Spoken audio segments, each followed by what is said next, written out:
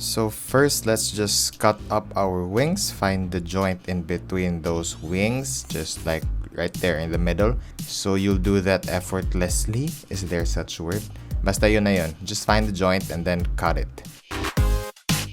Now it's time to chop up those garlic. Just chop it or cut it or slice it mince and then mix it with your chicken. And then we're gonna add some spices later. Just later, in a while, I'll show you anong spices. So just pound those garlic and then chop it up. Yun, boom.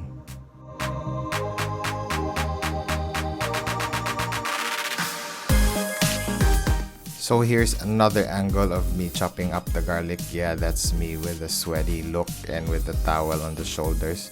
So yun, ang init kasi ng kusina.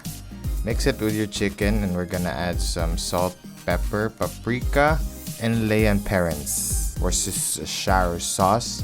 We're gonna mix it and then marinate it for a bit, approximately maybe 4 hours, 4 na oras, and then we're gonna do our cheese sauce while the chicken is marinating. Okay? Never forget to subscribe, like, share, comment, and whatever. Boom!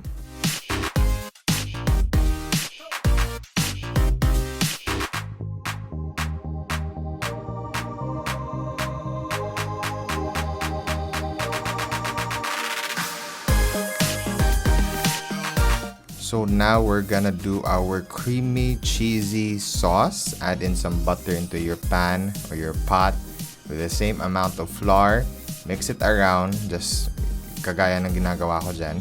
So just do what I'm doing here. Basta just go along and then add some evaporated milk. I'm using Alaska, that's why it's that color, somewhat cheesy color na siya, so you don't have to adjust it. And then let this boil. Add in some Knorr cubes, about half a cube of chicken cubes. Chicken cubes.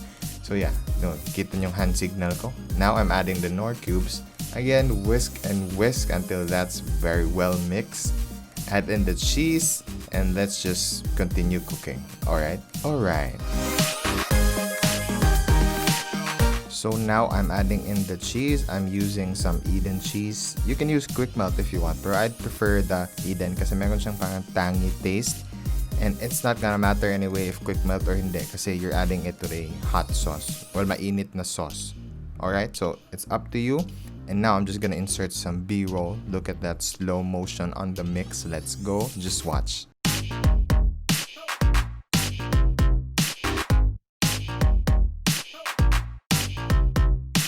Let's just finish the sauce by turning off the heat and adding in your cream. Nestle cream, all-purpose cream. Let's go. So now it's the time to fry those chickens. Add in some paprika and salt sa flour mixture nyo because that will give more flavor.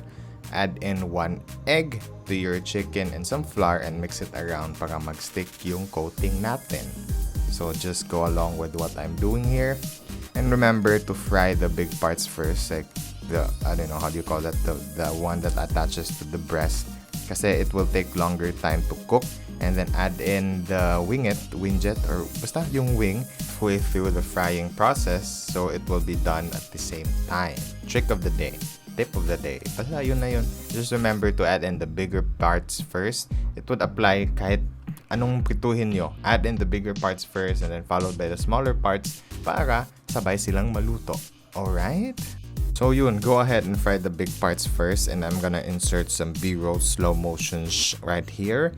This is my style of cooking or this is my style of doing videos. I-insert ko talaga yung B-roll to make it more interesting. And I think it is more interesting just doing the plain old boring cooking tutorial, diba? Diba guys? So yeah, if you like this kind of style, let me know. If not, just let me know, sad. So now, here, I'm adding the small parts, yung mga wingets, as what I've mentioned kanina, para it will be all done at the same time. B-roll, again and again. Look at those wings. Golden brown. So yeah, this is almost done and we're gonna mix it with the cheese sauce and we're gonna serve it and dig in. So now it's time to assemble everything. Just grab some chicken wings. Kayo na bahala kung ilang yung kaya nyong kainin.